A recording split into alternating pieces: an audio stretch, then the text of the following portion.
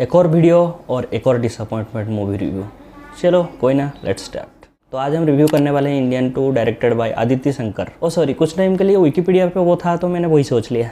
तो Indian 2 directed by S Shankar बहुत बड़े लंबे गैप के बाद, मतलब रोबोट 2.0 के बाद अब जाके थिएटर में आ रहे हैं। तो इंडियन 2 मूवी के साथ वो क्या कमाल धमाल करते हैं, चलिए देखते हैं।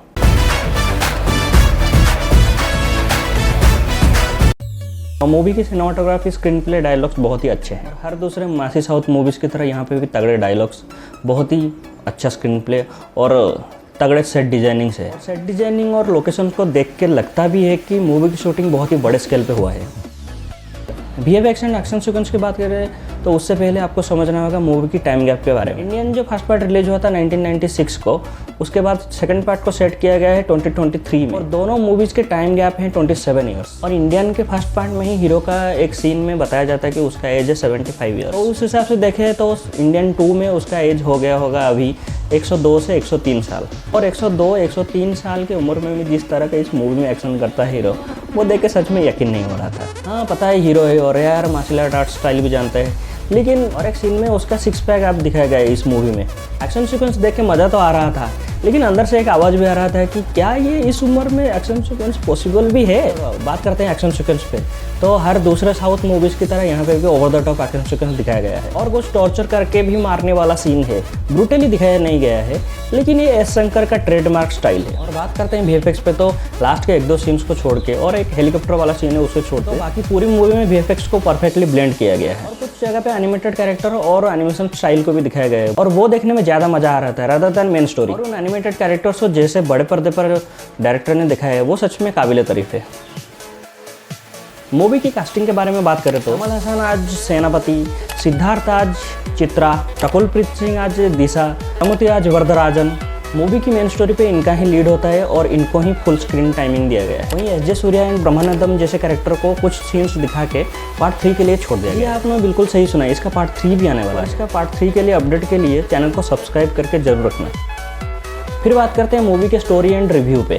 तो मूवी की स्टोरी बेसिकली हर दूसरे करप्शन मूवी की तरह, जैसे कि जवान, नायक, थुनीगो सर, इस तरह टाइप की। यहाँ पे करप्शन हर एक फील्ड पे होता है। फिर हिंदुस्तानी या फिर सेनापति कह लो, कमल हसन सर के कैरेक्टर को, वो आता है उस करप्शन को रोकने। फर्स्ट पार्ट में एटलीस्ट करप्शन के साथ साथ एक रिवेंज स्टोरी को भी दिखाया था, जो कि एक मेन स्टोरी के साथ कनेक्ट किया था। लेकिन इंडियन 2 में जितने भी साइड स्टोरी है ना, वो मेन स्टोरी के साथ कनेक्ट कर पाता है, ना ही उन सीन्स का कुछ इंपॉर्टेंस है, ना ही वो सीन्स मूवी में कुछ मेन इम्पैक्ट डाल पाता है। जैसे कि मैं बताता हूँ, सिद्धार्थ और उनके फ्रेंड्स बुलाते हैं हिंदुस्तानी को ट्विटर पे हैशटैग लगाकर कम बैक इंडियन, और सेनापति के कैरेक्टर बाहर देश से इंडिया आने के बाद वो लाइव आके सबको सोल्यूशन देता है कि जो भी घर पे करप्शन कर रहे हैं उनको जेल भेज दो। और सिद्धार्थ और उसके दोस्त कुछ ना सोच के वही कर भी देते हैं, सोचते भी नहीं कि आगे क्या कॉन्सिक्वेंसेस होने वाला है इस चीज़ को करने पर। सर आपने इस मूवी की राइटिंग की, लेकिन आप सेनापति से ये भी बता देते कि अगर ये आप लोग कर रहे हैं तो इसका कॉन्सिक्वेंसेस ये भी होगा, लेकिन आप मूवी में ये चीज़ बताया ही नहीं। और एक बात मान लो कि आपके घर में एक बंदा करप्शन कर रहा है, आप उसे पब्लिकली लीक कर दोगे और उसे जेल में भेज दोगे, लेकिन सोर्स ऑफ इनकम तो वही है। तो आप लोग सोचो उसके बाद क्या होगा। जैसे कि चाहने वाले माँ हो, बहन हो या फिर भैया हो, मान लो कि उसके बाद ये जो लीक हुआ है उसके बाद उसी में से किसी एक ने सुसाइड कर लिया, तो फिर आगे क्या। उसके चाहने वालों के पास तो अब 2 ही ऑप्शन बचे रहते हैं, एक खुद को मार दो या फिर दूसरा सारी ज़िंदगी बेइज्जती होकर ऐसे ही रहो। तीसरा ऑप्शन जो पश्चाताप का रहता है वो शायद कई लोग एक्सेप्ट भी ना करें। मूवी में तो इस कॉन्सिक्वेंसेस को दिखाया ही नहीं गया है कि साइड स्टोरी सच में मेन प्लॉट से बिल्कुल भी कनेक्ट नहीं करता है। स्टार्टिंग में तो सेनापति को बुला लिया, कम बैक इंडियन हैशटैग लगा के ट्रेंडिंग करके, आते आते वही लोग गो बैक इंडियन का ट्रेंडिंग हैशटैग लगाते हैं।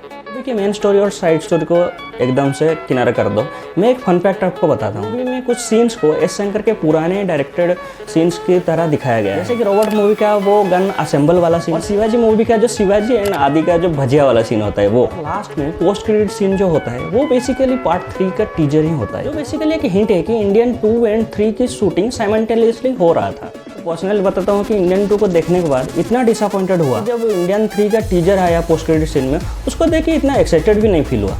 और एक फन फैक्ट बताता हूँ कि एक थाईलैंड का मूवी सीरीज है जिसका नाम है ओंग बैक। उसमें भी फास्ट के 2 part Onge back 1 and Onge back 2 वो मॉडर्न डे पे सेट है, लेकिन जो ओंग बैक 3 होता है वो एक प्रीक्वल होता है। इसी तरह से इंडियन 3 में भी सेनापति का ओरिजिन स्टोरी दिखाया जाएगा। उसके साथ साथ इंडियन 2 में जो सेनापति ने कांड किए हैं उसका भी साइमल्टेनियसली दिखाया जाएगा। और लास्ट में मैं क्या बोलूँ यार, इस मूवी को बनाने की कोई भी ज़रूरत नहीं। अगर मेकर्स चाहते तो इसका डायरेक्ट थर्ड पार्ट भी बना सकते थे इंडियन 2 के नाम से, लेकिन इस सेकंड पार्ट का कोई ज़रूरत नहीं था, बस पैसे के लिए ही बनाया इस मूवी को। इंडियन 2 या फिर हिंदुस्तानी 2 को मैं दूंगा 3.5 आउट ऑफ 5 स्टार। लोगों ने मूवी को देख लिया है ऑलरेडी, कमेंट में बताना है कि फुल मूवी अच्छा था या फिर लास्ट का जो पोस्ट क्रेडिट सीन वो अच्छा था।